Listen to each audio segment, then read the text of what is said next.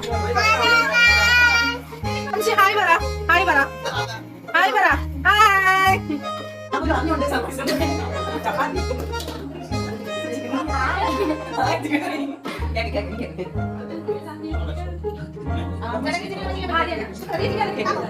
പക്ഷെ ഇത് ഞാൻ പ്രതീക്ഷിച്ചില്ല. വാഴച്ചപ്പൻ സത്യം ഇട്ടപ്പോ ഞാൻ ശ്രദ്ധിച്ചില്ല. വാഴ സത്യം കേൾക്കില്ല.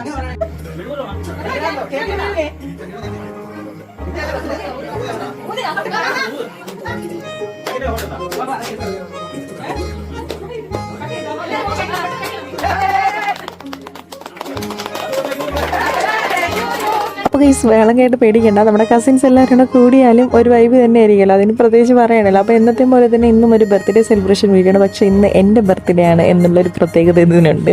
കാരണം എപ്പോഴും ബാക്കിയുള്ള ഒരു ബർത്ത്ഡേ സെലിബ്രേഷൻ അല്ലേ കാണുന്നത്. ഇത് ജൂലൈ 2-ാം തീയതി എൻ്റെ ബർത്ത്ഡേ ആയിരുന്നു. അപ്പോൾ അന്ന് എല്ലാവരും ഉണ്ട് കസിൻസ് എനിക്ക് വേണ്ടി സർപ്രൈസ് എന്നതാണ്. പക്ഷേ ഇതിൽ പകുതി സർപ്രൈസ് ഞാനായിട്ടുള്ളൂ. കാരണം ഓൾറെഡി എനിക്ക് അറിയാവുന്ന കാര്യമാണല്ലോ, എല്ലാ ബർത്ത്ഡേക്കും കേക്ക് മുറിക്കുമ്പോൾ ഇപ്രാവശ്യവും കേക്ക് മുറിക്കും എന്നുള്ളത്.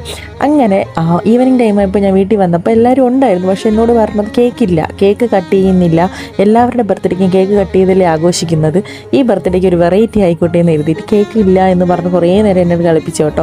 അങ്ങനെ ലാസ്റ്റ് ടൈം ആയപ്പോഴാണ് കേക്ക് കൊണ്ടുവന്നത്. അപ്പോൾ അതിൽ ഞാനൊന്ന് സർപ്രൈസ് ആയിട്ടുണ്ടായിരുന്നു. അത് പിന്നെ കേക്ക് കട്ടിങ് കഴിഞ്ഞാൽ അറിയാമല്ലോ, നമ്മളെ പിള്ളേർക്ക് എല്ലാവർക്കും കേക്ക് കിട്ടണം. അത് ആരുടെ ബർത്ത്ഡേ ആയാലും അത് നിർബന്ധമാണ്.